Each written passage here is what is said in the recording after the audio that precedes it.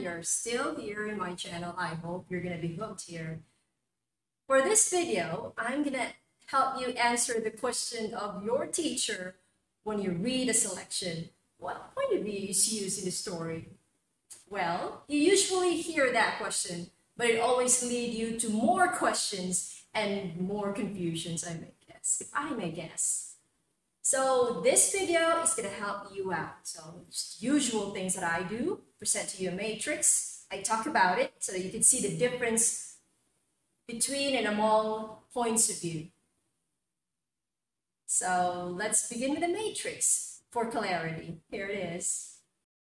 Point of view is a mode of narration an author employs. In other words, this is a technique that the author is using, or his way to tell you how the story should go on, how the story revolves around characters, or how the story or how the decisions of characters affect the entire story.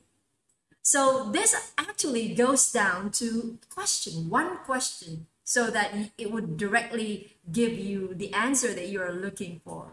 So always ask the question, who is telling the story? Isn't it supposed to be the narrator? Yes, it's a narrator, but that is a very broad concept. So who is the narrator specifically? Does it always have to be the author? Well, that is one technique. The matrix consists of the point of view, then to answer the question, who is telling the story, and of course the scope. So the scope, this is going to tell us how much information can we get out of the narration. Okay, so we begin with the first person point of view. So if you say first person point of view, the one telling the story is the main character. So if we talk about the story of Cinderella, so we can use actually Cinderella to tell the story. So this is very helpful if your teacher is going to ask you to retell a story. So you can use the first person point of view. You're going to pick out one of the main characters to retell the story or to tell the story. So if you're going to do that, that is first person point of view. So if you want to shift the narration, still using the main character as the narrator of the story, then you will be using the first person omniscient, wherein you include the thoughts, the ideas, emotions, intentions of the characters in the story, or even the purpose of the events or the turnouts or the turning points in the story. If you include that as a narrator or the main character that you're using to narrate the story, that is first person point of view, in the point of view of the main character. And the scope here is, of course, all-knowing, omniscient, all-knowing, knows everything, because the narrator has already told you as a reader what is going on in the story. Like all nooks of it, all sides that's going on has been divulged to you. So that's first person point of view. Don't forget the narrator, one of the main characters. So if we're going to use the Cinderella story, Cinderella could be the one to tell the story in her point of view. First person observer. The first person observer, from the word observe. So there is a witness, someone who has or had been there to see what is going on. So if we're going to use the first person observer, so our narrator is one of the minor characters in the story. So the minor character doesn't really do so much in the story. So it may or may not have a name. One of the minor characters is telling the story from his point of view, based on the surface of things. Surface, so meaning only based on what he saw or she saw, what he or she witnessed. So if we're going to say from the story Cinderella, if we're going to retell that, and we're going to use one minor character to narrate the story, perhaps we can use one of the palace guards. So we can use one of the palace guards to tell us what is going on the day when the prince was looking for Cinderella. when he was looking for the owner of the shoe. And once again, we have unlimited knowledge because we don't really know what is going on the other side of the palace, what is going on in the head of the prince. We only know what the palace guard saw. Okay, second person point of view. I know it's a bit queer, it's a bit peculiar, but it is possible to have a second person point of view. So you would know this because this would sound really demanding. So our narrator here is equivalent to what we call directors because the narrator would tell us or tell you as a reader what to do. So like you are Cinderella, you are cleaning the house, your stepmother came in and you were so scared. That's second person point of view. So it's reader engaging. So you as a reader, you are engaged in the turn of events in the story because you are asked to be that someone to do this and do that. Now the third person. This is actually the very usual way of narration that we have experienced. This is actually the observer point of view. So our narrator is the author himself. And we have a limited knowledge because the author would not tell us all the sides of the story, not even tell us what the characters are thinking, what their intentions are. So this is plainly observer point of view, in a point of view of the author telling us what is in the surface. Cinderella cleans the house.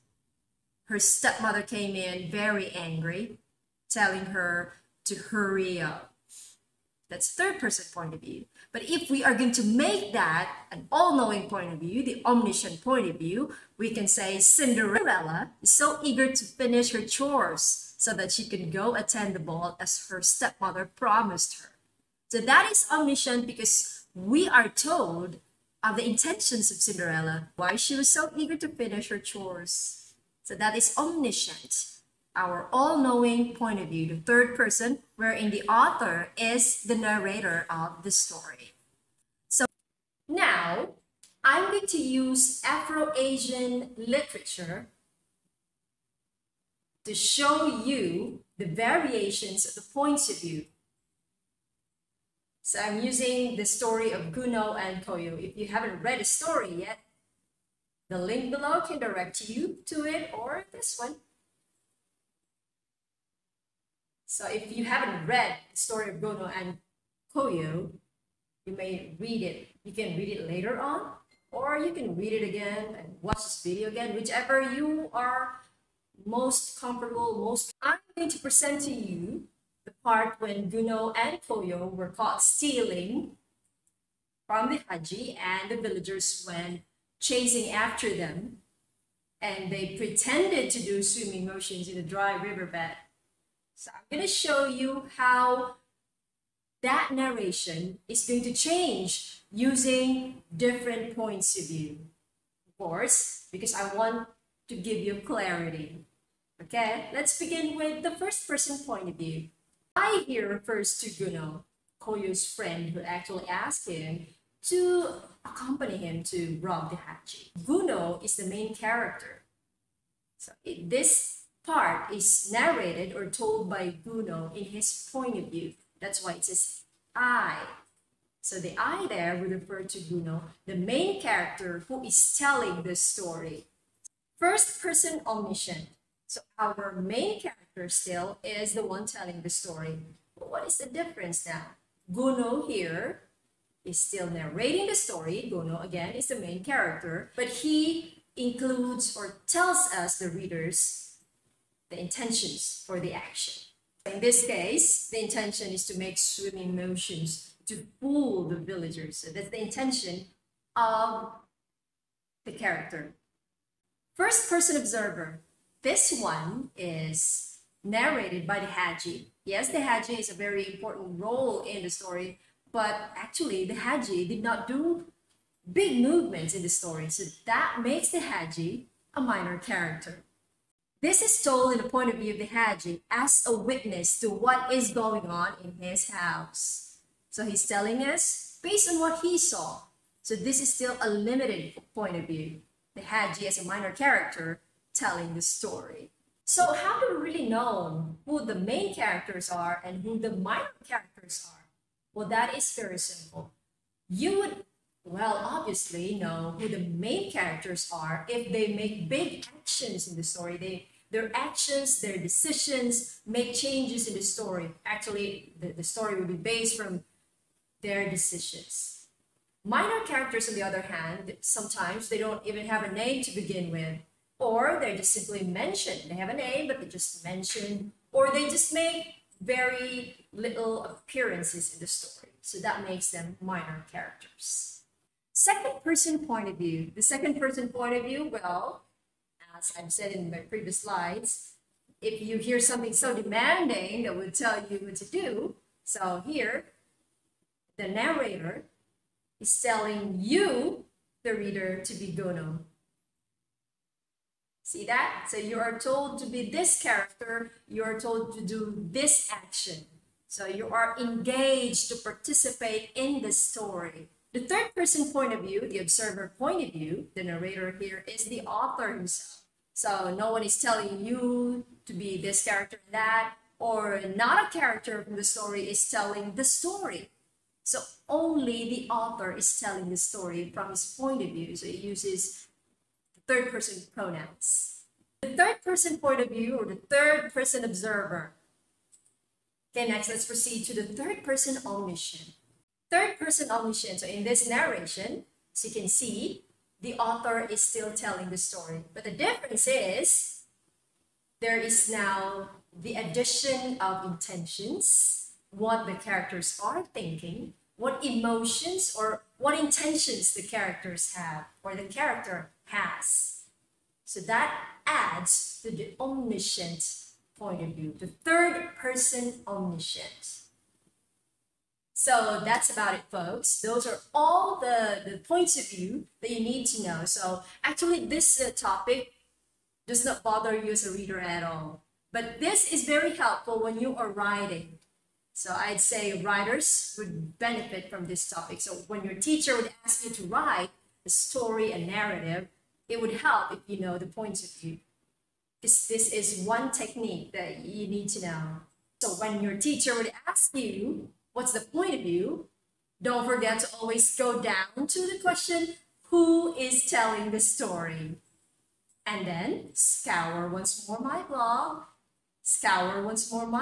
my channel, and remind yourself that there is a matrix. I have a matrix for you. So you can just click the link below. So it's Teacher Janelle with Sport. I hope I am much of a help today. To talk for now. Bye bye.